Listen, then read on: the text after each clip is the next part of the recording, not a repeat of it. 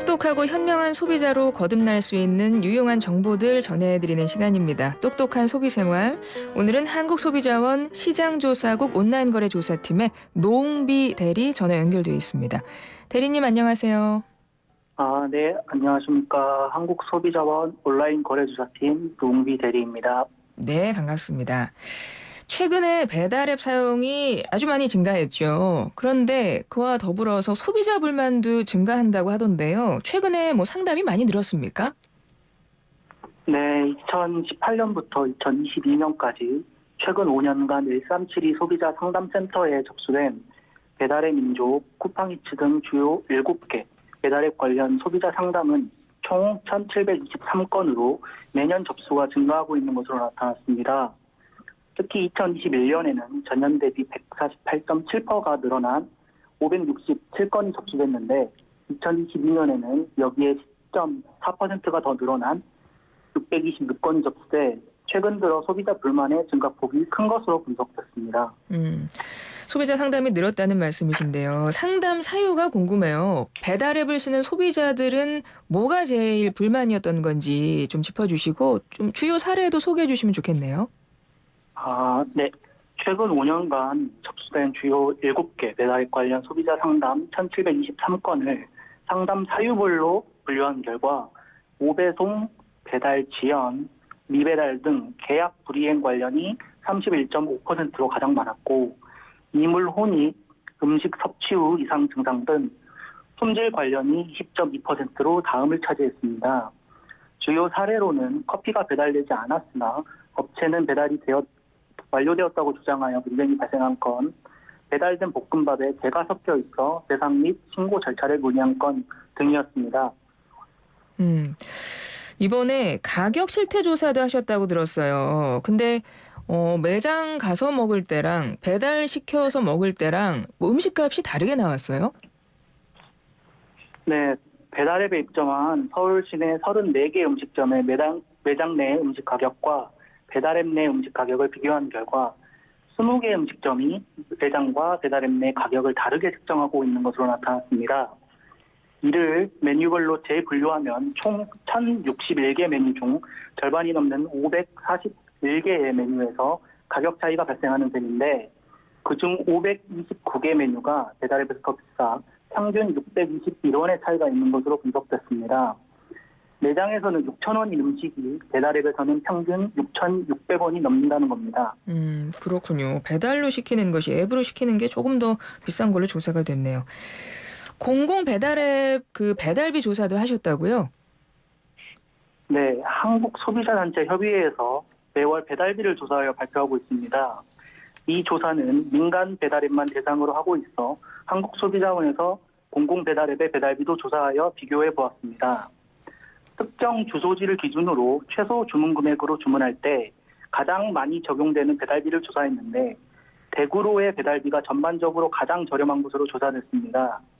다만 서울 시내를 기준으로는 민간 배달앱과 공공 배달앱의 배달비가 비슷한 수준인 것으로 조사돼 공공 배달앱이라고 배달비가 더 싸지는 않은 것으로 분석됐습니다.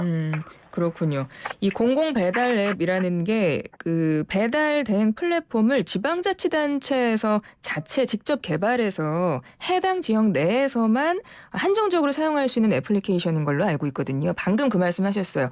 대구로가 제일 저렴했다. 이 대구로라는 게 대구광역시의 공공 배달앱인 거고, 서울시는 띵동이라는 게 있고, 인천은 배달 이음, 경기도 배달 특급 이런 것들이 있더라고요. 그래서 그 공공 배달앱 관련해서 배달비 조사를 하셨는데 민간 배달앱이랑 배달비가 그렇게 큰 차이가 없었다. 이제 이렇게 조사가 됐다는 말씀이신데요.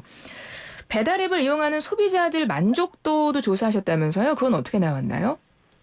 네, 최근 1년 이내 배달앱을 이용한 경험이 있는 소비자 1,950명을 대상으로 배달앱별 만족도를 조사한 결과 주요 7개 배달앱의 종합 만족도는 5점 만점에 평균 3.52점으로 조사됐습니다.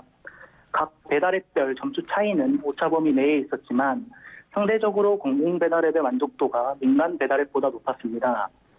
세부 요인을 보면 대구로는 부가 혜택 등에서 배달 특급은 가격 및 배달비, 배달의 명수는 추가 배달, 쿠팡이츠는 안전성과 배달 및 음식 품질, 배달의 민족은 효율성에서 만족도가 높은 것으로 지적됐습니다. 네. 공공앱의 만족도가 민간 배달앱보다 조금 높았다고 이렇게 조사 결과 말씀을 해주셨네요. 그러면 소비자 말고 소상공인들은 이 배달비에 대해서 어떻게 인식을 하고 있었는지도 조사를 하셨나요? 네, 현재 배달비의 수준에 대하여 소비자 1,950명과 소상공인 1,005명에게 설문한 결과 소비자는 50.1%가 비싸다고 응답한 반면 소상공인은 75.9%가 비싸다고 응답하여 소상공인이 배달비에 대해 더 부담을 느끼고 있는 것으로 조사됐습니다. 또한 배달의 민족, 요기요 등 민간 배달앱이 중개 수수료를 인상하거나 광고비를 인상한 경우 각각 49.4%,